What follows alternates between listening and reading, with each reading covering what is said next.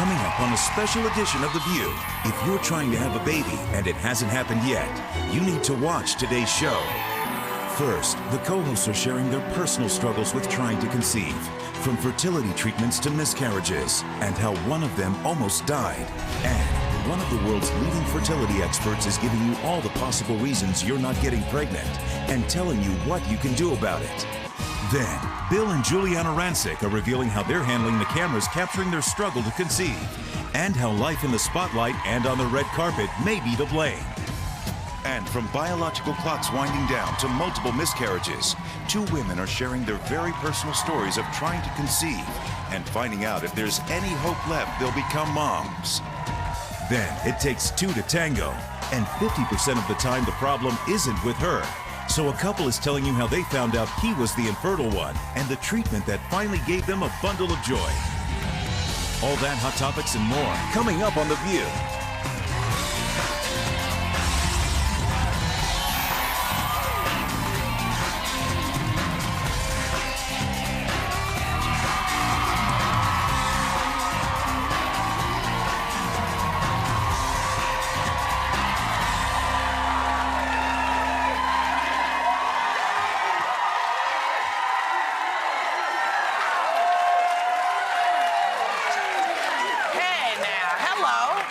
Welcome to a very special edition of The View that is for anyone who is trying to have a baby. And we're finding out everything there is to know about infertility, fertility treatments, and hearing personal stories from people who are having these problems, you know, trying to get pregnant. But first, speaking of babies, Octomom Nadia Suleiman was just here yesterday, and she really seemed to have a good time. Look.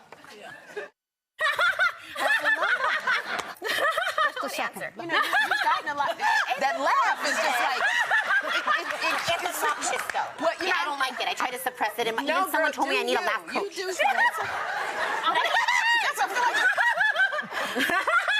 Thank you for being here. We'll be right back. God, every time she did that, Sherry, you did it just as well as she did it. Every time she did that, I thought she was going to pop out another baby. She said that even the children can't stand it. Oh, my God. You know, there are other things to say about it. She sounds like Tom Hulce in Amadeus. Yeah, she does. You know, that's all I could see was Tom Hulce going, every time he moved. Listen, we got a lot of reaction from her appearance.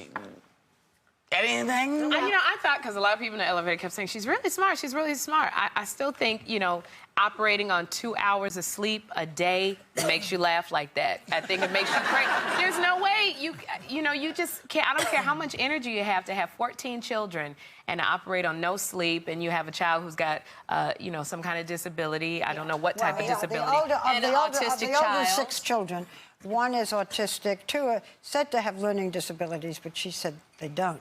She also said she has 3 nannies, but they're just there during the day. You can't tell me that with 14 children, there isn't one that needs to be changed, one that's crying. I think you're right. A lot of the criticism we got was criticism for having her on. I mean, certainly she was interesting to hear. One said she's been handsomely rewarded for the following scams, this woman said: workman's compensation, welfare, food stamps, Medi-Cal, $2 million in cost, student loans. And these do not include using her children to support her excessive lifestyle. Ms. Suleiman is the poster child for unconscionable behavior. It doesn't seem. I think it's a little harsh. Well, I think that's really a little on harsh. the other side, said, you know, she's trying to bring up her children, and, you know, good for her. And she said to her parents, when they initially came in and criticized her decision to have these babies, she said, okay, so which one of them did you want me to terminate? Which one of them did you want me to... Josiah, Isaiah, I don't know their names. He goes, which one of them would you rather me not have right now? Looking at why did they implant so many? Isn't that the problem? Right, but the reality was that they actually became babies. Yeah, so but they looking back on it... But you have to go back to the beginning. And I understand the parents' feeling. They got 6 kids already that they're looking at, who they're supporting. Yeah. And here is this young woman, and she comes and says, I'm having 14 babies. And so which one do you not go through with? You know, do you cull in the beginning because you can't afford to have 14 kids and your parents are in their 70s, 80s?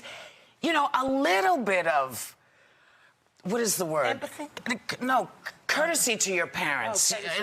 You know, 'cause it affects it affects everybody. everybody. It affects Just because you want to have 14 kids doesn't mean, unless you got the dough, you know, they have to be a little, she has...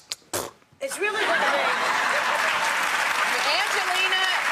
Angelina and Brad can adopt as many kids as they want. They got enough money to pay for it, but maybe she will. Maybe she will. Yeah, maybe she will. See, but wait a second, hang on. Video. So now it's a money thing. So if you don't have enough money, you're not allowed to have kids. I understand that there is. I'm not saying that. It affects the parents. I'm not it affects saying the that. community. I'm saying you cannot be surprised when the people who are taking care, and it's not like she's working at Mickey D's. It's not like she's bringing dough in for the first 6 kids that she had.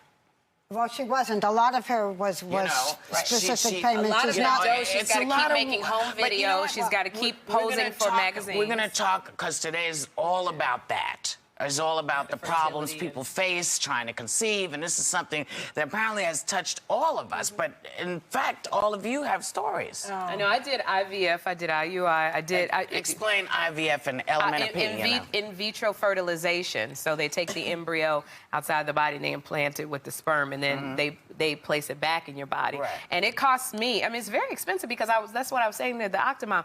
Insurance does not cover. For most people, does not cover infertility treatments. How many did you do? I did one in IVF, and I did the other one where they do the turkey baster. I did one of those. Is that IUI? IUI. You only do that at Thanksgiving? You take the pill. So I did 3 different treatments, and I think the total that it cost me was about $30,000 or $40,000. Wow. It's expensive. I used my American Express card because I got mileage at the same time. Now, you pay for that. But this didn't exist. No. There was none of this. I had 3 miscarriages. And I was doing the Today Show then, and I thought maybe it's because of my hours, maybe it's because of my travel. I was very guilty about it. I was in my late 30s, was married. 10 years ago. Thank you, darling. I love you so. Late 30s then was considered really quite old to be having a baby. I took all kinds of hormones, which, by the way, makes your skin break out. But then I took my temperature. Do anybody remember those days?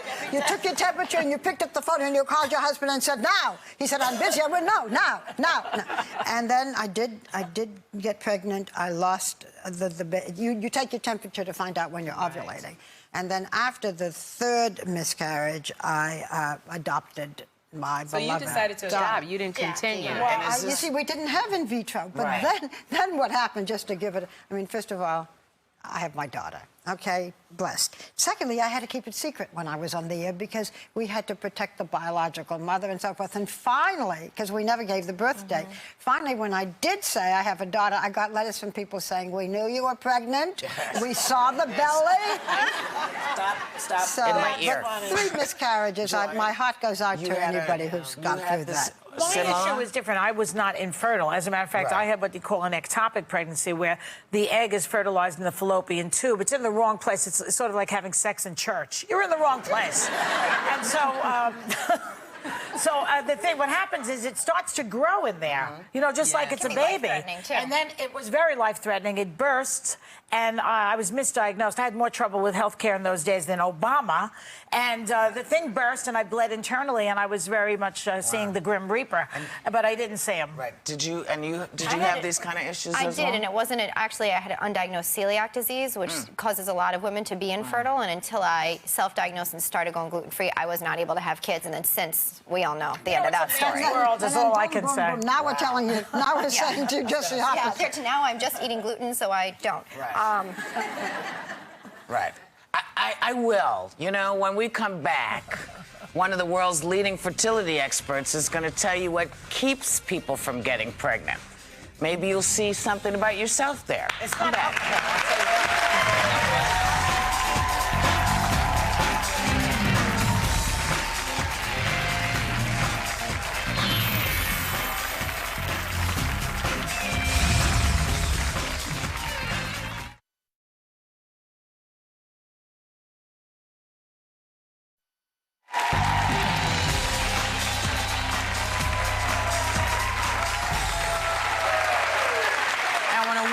Trouble getting pregnant, she inevitably will hear the word infertile. But a lot of people really don't know what it means, what can cause it, and what they can do about it. So, Here to give us some answers is fertility expert Dr. Jamie Griffo. Hello, Dr. Jamie.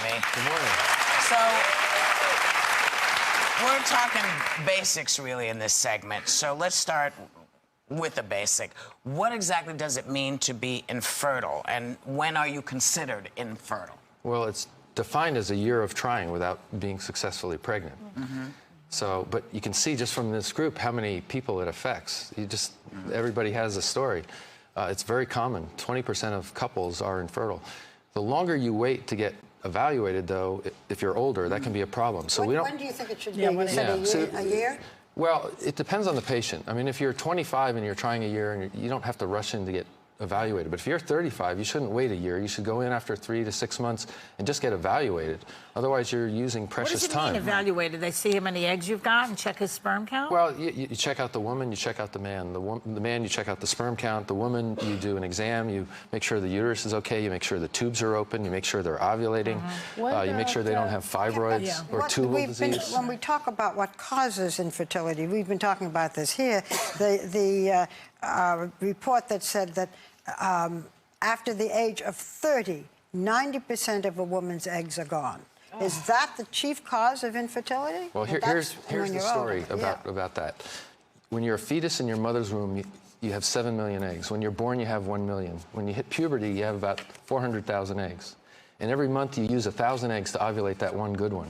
So yeah, it's a fact. At age 30, 90% of your eggs are gone. At age 40, only 3% are left. Look at all but you're de-amortized as a fertile woman. Right, but you still have infertility is age. What happens? Yes, absolutely. As you get older, your chances get lower. What were you going to say? But you still have what? You still have a lot. You still have a lot of eggs. 3% of 400,000 is not a small number. But then when does it become zero? Well, it's different for different patients. Some women are infertile at 30 because of age, and some women are infertile at 47 because of age.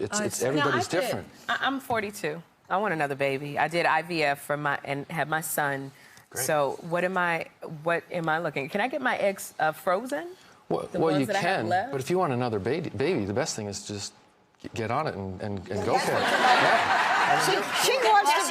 She wants to be pregnant, but she doesn't tell you that she's not doing it. So it's a little hard. But the reason why they're not doing it. We're going to have a conversation. But I did it a lot with my husband and couldn't get pregnant. Okay, TMI. I'm just saying. I'm really asking because that didn't happen with a lot of the sex. So I'm saying if you needed IVF the first time, there's a high chance you're going to need it now, and your chances may be. But I'm hearing like most of my eggs are gone, and then I'm hearing if I do freeze my eggs, my baby might be born with a lot of problems. No, that's not really a problem. But you freeze your eggs when you're 30, 35. You don't freeze them when you're 40. They don't work as well. What about things that would increase risk of infertility, like practical things, or what should we know as women? What increases our risk? Some of it you're just born with and you can't change. But there are things we do to our bodies. Smoking, bad for ovaries, bad for fertility. Healthy diet. If you're too thin and you're not ovulating because you're bulimic or you're running 50 miles a week, you're not going to get pregnant. If you're overweight, that's going to affect ovulation too. You're not going to have an easy time. So eat a healthy diet. A little bit of alcohol isn't going to hurt you because if it did, Italy and France. You need it to get pregnant. Exist, right? How are you going to get pregnant without it? Yeah, but it's like too much of anything is no good for you. How do you treat it? Suppose you are. How do you treat it? Well, first you do a workup and find a cause. If you find a cause, then you treat the cause. Most of the time, though, the majority of my patients have unexplained infertility. We call that idiopathic. Aren't doctors kind of neat there? Idiopathic means I'm an idiot and I don't know the pathology. We don't tell you that part. What about second time around, though? Because it happens a lot of times women have a baby and then they can't have another one. Yeah, that's secondary infertility. About 40% of patients have secondary infertility. They got pregnant easy the first time, and then they show up at my door. Right. And it's because they're a little older, and their eggs aren't as good, and it's a little harder. But I think people think it's so easy to get pregnant. We keep talking about the woman. We haven't mentioned sperm. Well, 40% of infertility is male factor related. And, in many cases, it's both. So you got to work up the couple. You don't just work up one person. We're going to get to that later, I think, in depth on the show. Yeah. But the thing is, it's really hard to get pregnant. We spend our lives avoiding trying to get pregnant. Like your Jersey Shore group there, they're going to. If the wind blows, Snooki's you need to give them a little bit more advice. You need to say, hey, you guys be careful. You're having sex. You're not having protection. You're going to end up with. She brought it up. She asked sexually transmitted diseases. They said they are not having sex, and I believe them. One of them said she's not having sex. The other one, this is a good point. The other one said we're not even if we were in the hot tub, it doesn't matter. You can get pregnant in a hot tub. Yeah, but that's pretty rare. I mean, that's why. like Octomom results. I mean, those are rare things that happen. You hear about them, but Also, you know. the sperm can't see where they're swimming. Yeah. Well, I'm going to just like redirect for a second. Sherry was talking about cost of these treatments. What are they on an average cost? And then does insurance cover any part of it? It depends on the insurance company, but you don't start with IVF. You start with simple stuff. First, you do the workup. If tubes are open and there's sperm, you use fertility drugs and artificial insemination.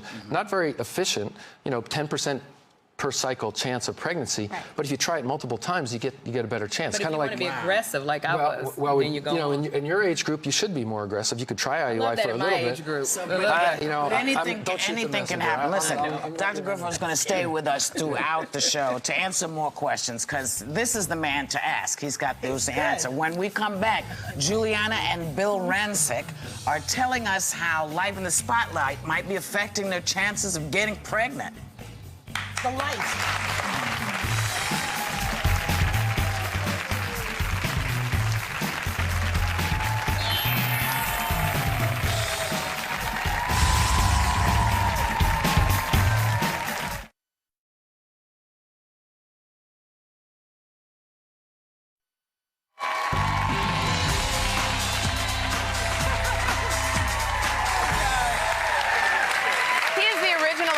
And she takes you onto the red carpet with Hollywood's finest. And this season, their reality show, Juliana and Bill, shines a spotlight on the very personal problems they're having trying to become parents. Take a look. This is the uterus. And do you notice how it's slightly deviated? Mm-hmm. It really belongs here. What? Now, this begs a little bit of questioning why. Have you ever seen that? Not to this degree. When he said that this is something that he's never seen before, definitely was alarming because he's seen it all. The last thing you want to hear your doctor say is, I've never seen this before. Oh, please welcome Juliana and Bill Rancic.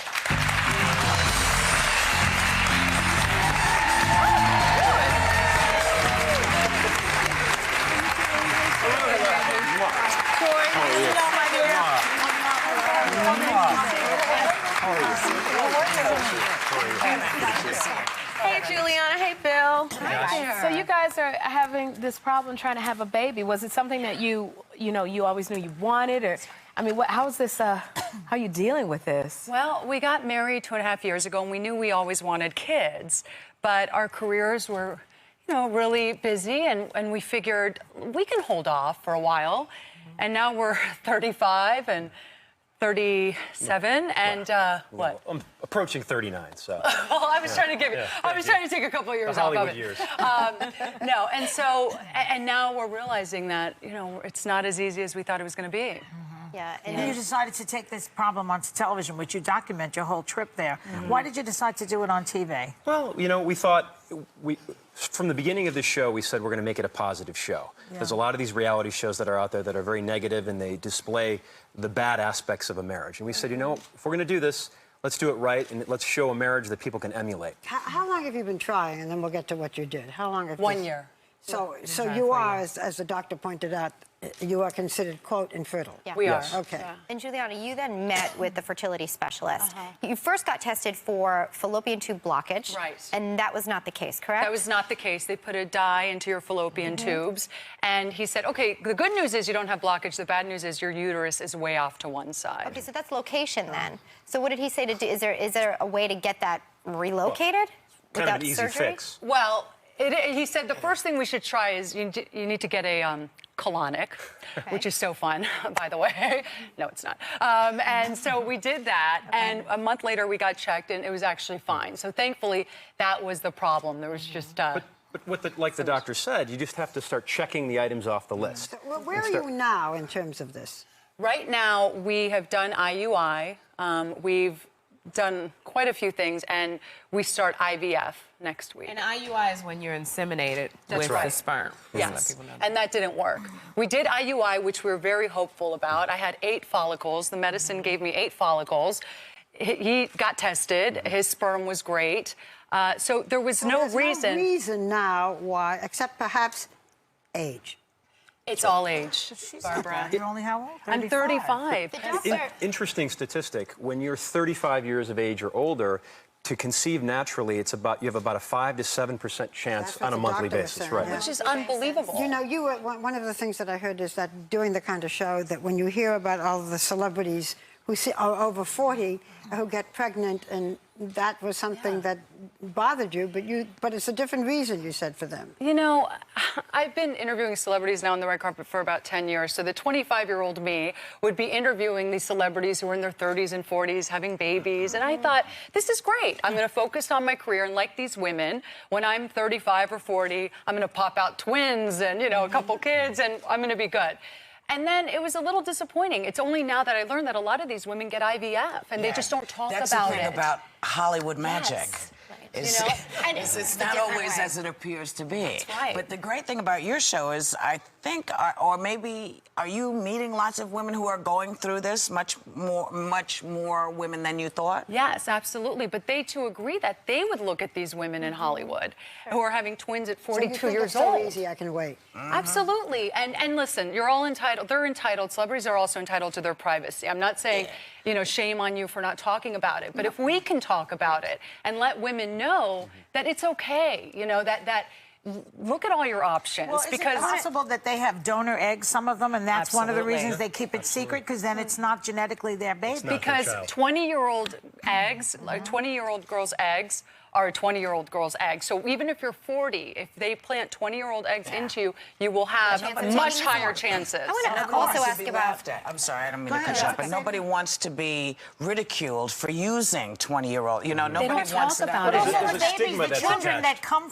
as a result of that, they don't want it to be public. Well, enough about them. But really, I think, getting back to you, I know the doctor also mentioned something that I think is hard in Hollywood. And I think he mentioned gaining weight was an issue. You needed to gain weight.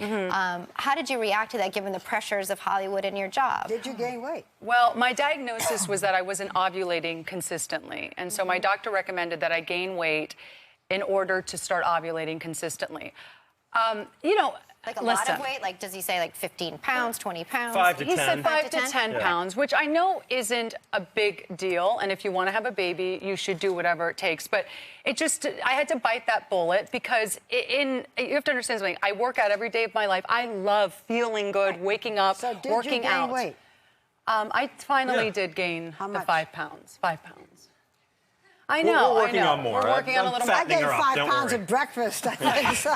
But you know, I work on. I'm on television every day. You know what, baby? You want to have a baby? Yeah. You need to prepare your body for that other person who's going to be there.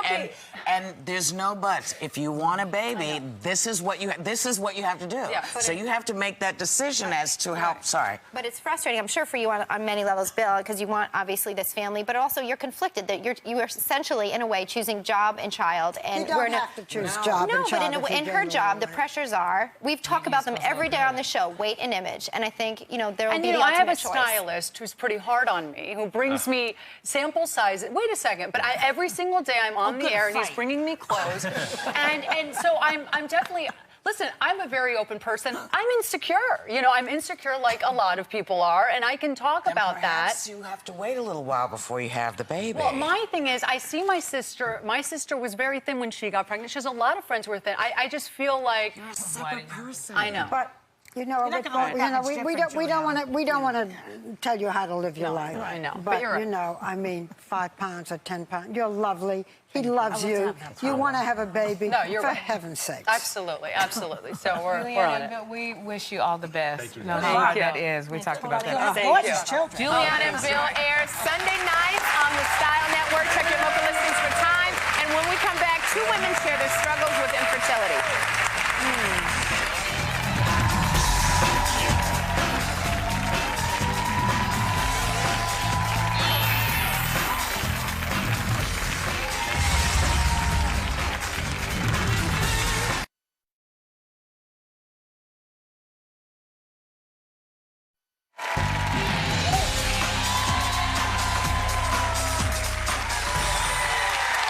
Our entire show today has been about women who want to have a baby, and men too. And our next guests have 2 very different stories, but both share a dream that they haven't given up on, and that is to become mothers. Please welcome Kate and Keith Beatty.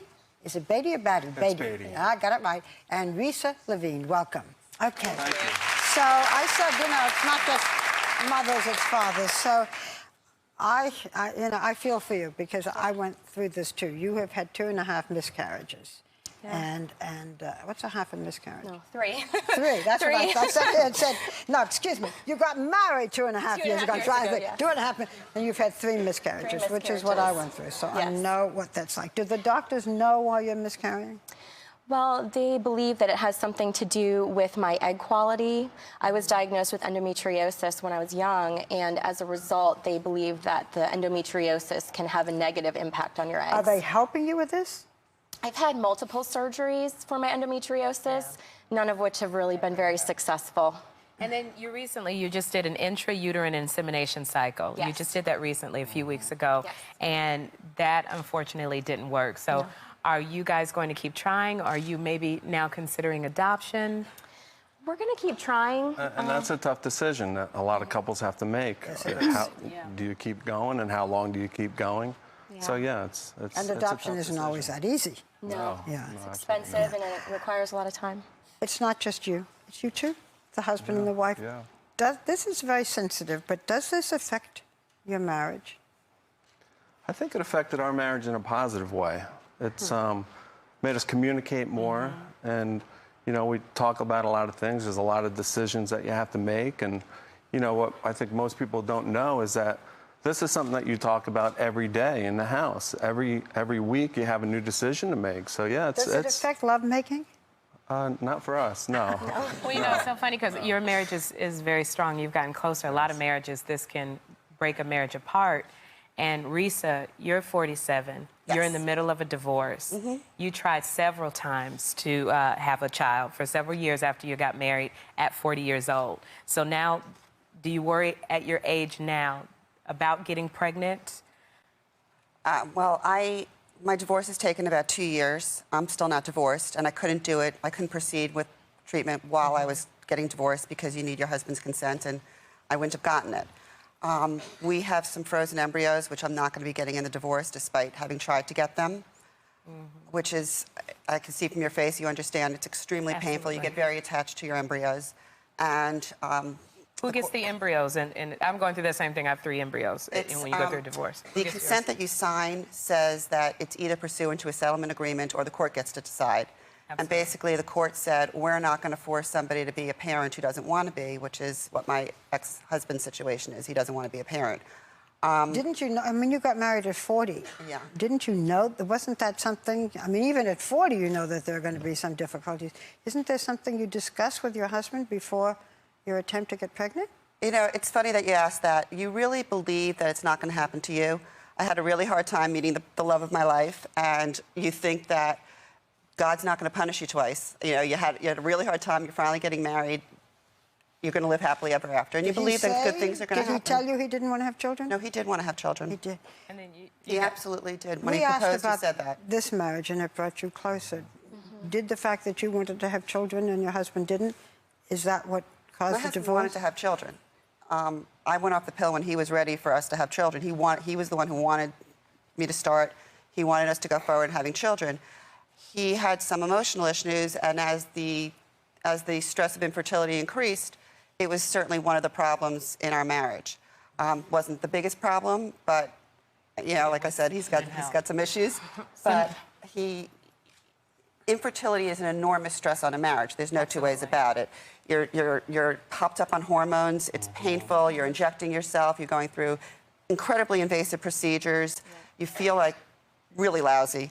And so here you are. You're at this place. You are desperate to have a child. Yes. You're going through divorce. Is adoption, have you considered that, or do you still want to try? Well, it's a funny question, have I considered it? Because, of course, you consider it. When you're going through the process, you consider all the options. There's no option that's ever off the table. When I approach adoption, I wish that I can wrap my arms around it. Emotionally, I can't get there. I find I have the same jealousy of women who succeed with adoption, who become parents through adoption, as I do with those who give birth. But I could never get there. Let me just we're talking about infertility. We're not talking about adoption. But since it came up, as a mother of an adopted child whom I adore. But, when you have your own child and there's something wrong, it's you. When you have an adopted child, you really have to want it and love it. because that. yeah, there are things that are not in your genes. So don't ever feel ashamed of the fact that you. There's no shame. I mean, I'm standing on national TV to talk about the most personal issues of my life. There's no but shame. There are people who are facing this. Exactly. I do want to ask you, because of all of these different treatments, what does it cost, and is it insured? We were some of the fortunate few that had insurance coverage. We had $25,000 in coverage, which helped us with our 3 IVF cycles. And I'm so grateful for that. But there's so many people that do not have Where did you get your IVF cycles done? For $25,000? In Georgia. Oh, okay. Yeah. But yeah, it's unfortunate that so many people, so many of my friends, people that I love and I want to see have a child, that they're having to wait to have a baby because they don't have the funds in order to make that happen. What about you? We had a lifetime max of $10,000. And in New York, I started in June. And by August, I was through the lifetime max. It is very expensive. So it was all out of pocket. 15 states have some form of insurance mandate. But when I say some form, I mean, New Jersey and Massachusetts have the gold standard. New York has an infertility mandate, but it excludes sex change operations, vasectomies, cloning, and IVF. But you're still trying somehow or other. I'm not trying right now. You're not trying right now. I can't right now.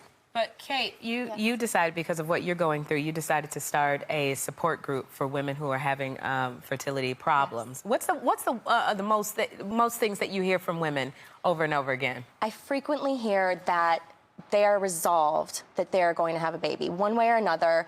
If it's through treatment, if it's on their own, you know, just doing acupuncture and those kinds of therapies, or if it's through adoption, that they will be mothers. But it's also a very isolating experience for them. And I think that finding the support in those groups through Resolve, which is where my support group is through, they feel a lot better and they find a lot of friends. Well, there are more choices now than there were in my day, let's say, but sometimes that makes it even more difficult when you try so many things. But we thank you both. We thank you, Risa and Kate and Keith, and we hope whatever your dream is, that it comes true. When we come back, we will deal with how a couple does with male infertility.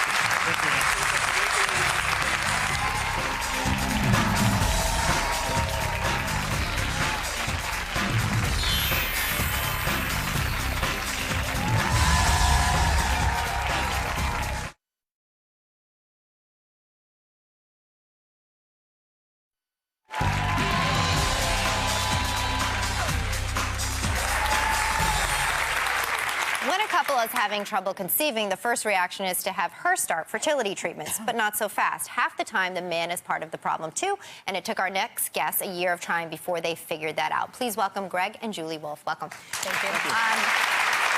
So you went through a year of trying, and then when you went to the doctor, you were obviously assuming that it was Julie, as many people do. The problem turned out to be your sperm, right, Greg? So what did the doctor tell you? Basically, the doctor was saying that my sperm was... like every possible problem you could have with it. The number, the movement on it. The analogy I came up with was that, you know, when you're watching the Summer Olympics and you got the two people in the middle, the Australian and the American, and they're swimming really, like way off on the back side there with the guy from Tragic Stand just kind of swimming in the, that was my sperm right there. So I was And so, you know, hearing this as a guy, like, did it affect how you felt in terms of your esteem, your masculinity? Yeah, absolutely. I mean, that's part of being a guy, is you want to eventually, when you get married, have a family, have a kid that you want to play, you know, baseball with or something. And when you find out, oh, you can't because it's you, it's a tremendous blow to your ego. Did that affect the relationship? Yeah, I think it affected it, well, in a few different ways. I mean, you know, realizing that we had to, that we were going to have to go through all this process, the fertility process, and how much it was going to cost, and all. It was a huge. Ended up becoming a big problem. And I'm sorry. No, go ahead. As the wife, you know, you kind of hold this nuclear option of a guilt card you could use at any time, and it's really, if you use it, you're done. I feel like, you know, you could absolutely just destroy the marriage at that point, and you know. He knows I could bring that up at any time, and you just can't do it. It's enough to know that she has it. That's all you need to worry about. And, you know, now, the interesting thing, too, is, okay, so once the doctor found out that it's your sperm, you, Julie, still went through fertility treatments. Can you explain why you started the whole process of creating eggs? We did 4 rounds of IVF, and basically they need to have enough eggs you know, to take out of me to use his sperm to fertilize. So they, you know, the more eggs they get out of me, the better chances we get a decent embryo from his sperm. And it just has to work out perfectly. That nice egg, if they try and find 10 or 12 decent my crappy sperm to find a couple good ones. And just... So do they give you like sperm strengthener or something? I mean, what do you do to it? They put them in training. Yeah, just running up and down the testicles once in a while. No, they actually they tried with vitamins and they tried herbs, things like that supposedly would help. But as it turns out, it wasn't enough. Or just there's some genetic abnormality with the sperm. I want to let everybody know there is a happy ending to this story too. You have an 11-month-old son, Connor. Yes. Adorable little guy.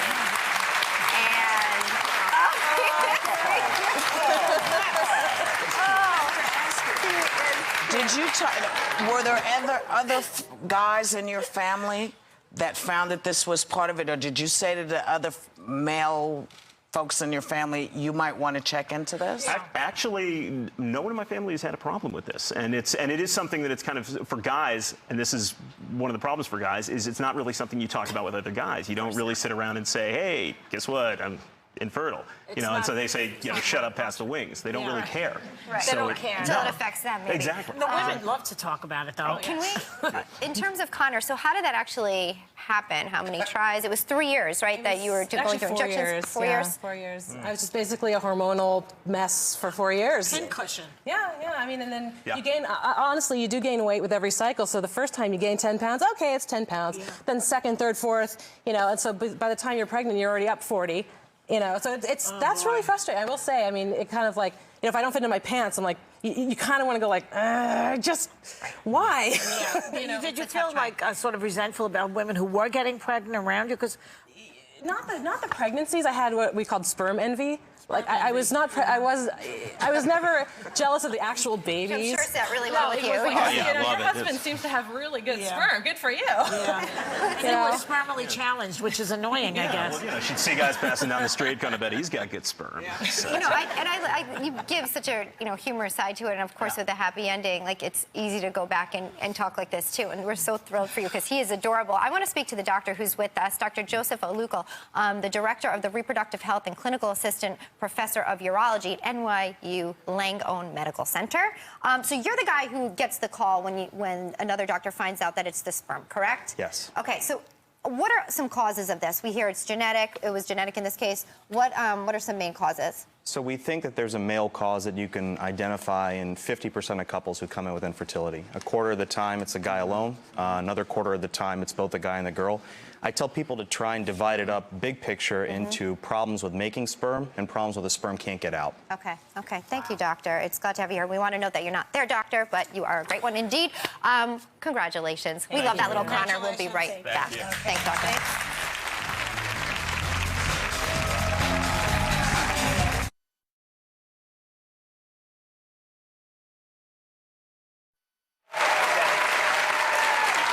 To end on a high note, a woman in our audience named Kim has 3 babies with the help of Dr. Cravo, and I just think it's great. Have a great day. Take a little time to enjoy the view.